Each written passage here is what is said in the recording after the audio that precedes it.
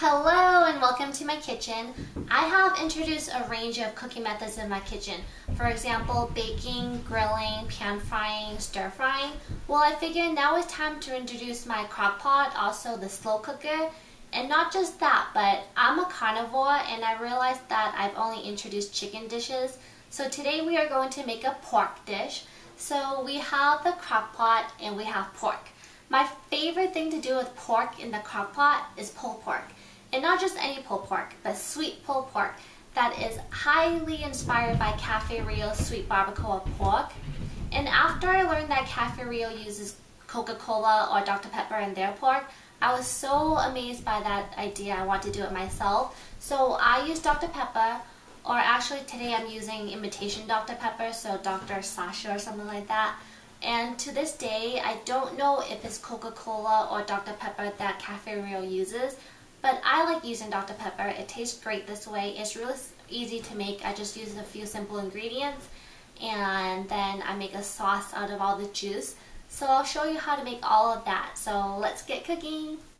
The slow cooker takes a long time to heat up, so we'll expedite that process by first preheating it. And I like to add a little bit of liquid to the bottom.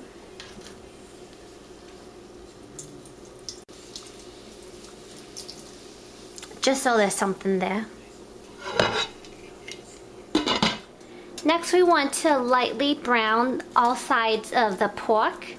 So we have my pan and oil that are both warm and ready. So I'm ready to drop in the pork, which I have cut into smaller pieces, and I lightly season the sides with salt and pepper. Cook them about 1.5 to 2 minutes per side.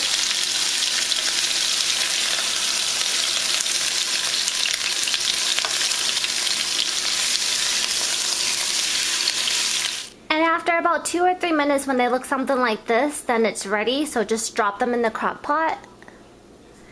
And with 7 pounds of pork, I have quite a few pieces left to go, so I will check back with you when I'm done with those. And after browning the pork in the same pan with a little bit of oil, we are going to saute the onions and garlic. So I just let that lightly brown and add a little bit of salt and pepper to it.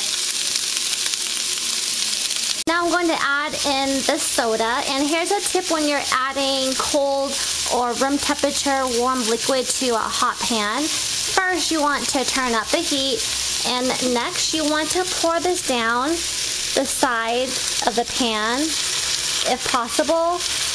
So rather than pouring everything all in at once, slowly pour it down from the side.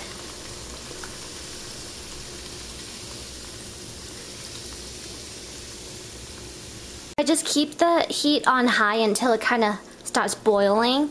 Then I add in the sliced jalapenos. Then I turn it off and pour it into the crock pot. So then we'll just cover that, let it cook on high for at least 4 hours, which is a long time, so I will see you later. And to make the sauce, I just take about 1 cup of the juice directly from the crock pot and run it through a fine sleeve colander just to make sure it's free of any garlic, onion, or jalapeno pieces. And then also add about 1/3 cup of water. We'll also want to add some brown sugar and regular white sugar. Just have the heat on low, and also want to add some ketchup. The juice of half of a lemon. Also want to add some apple cider vinegar, some salt, some garlic powder, some mustard, also a few pinches of cayenne. And when everything is well mixed together, we want to thicken it up with some cornstarch. Slowly pour in the cornstarch as we mix the sauce.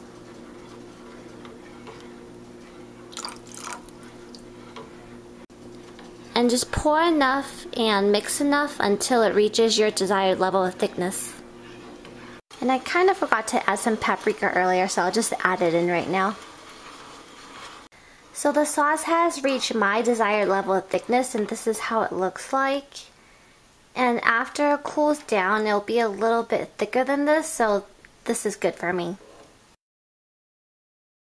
So the pork has been cooking for 5 hours now, and when you press against it, it loosens up and it breaks up. And that is a good indication that the pork is very tender. And to actually shred the pork, you can use your hands or you can just use forks.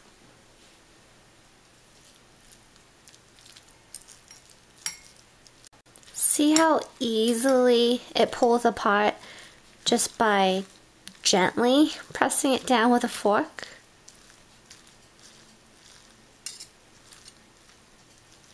Then we'll just pour some sauce over it, stir it a little, and serve a lot. So we are done cooking the pork, and that was so easy to make. I use very simple ingredients, but they give so much flavor to the pork. And this pork is so versatile. You can eat it in so many different ways.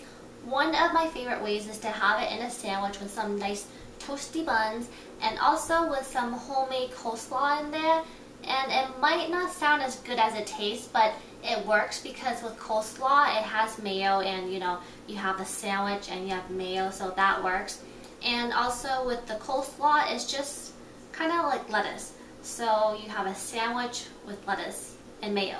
So yeah, that works. It tastes really good, and if you want to see how I make this homemade coleslaw, I will be posting this video next. So keep an eye out for that. Well, thank you for joining me today in my kitchen where everything is served with love. Don't forget to subscribe, and I will see you next time.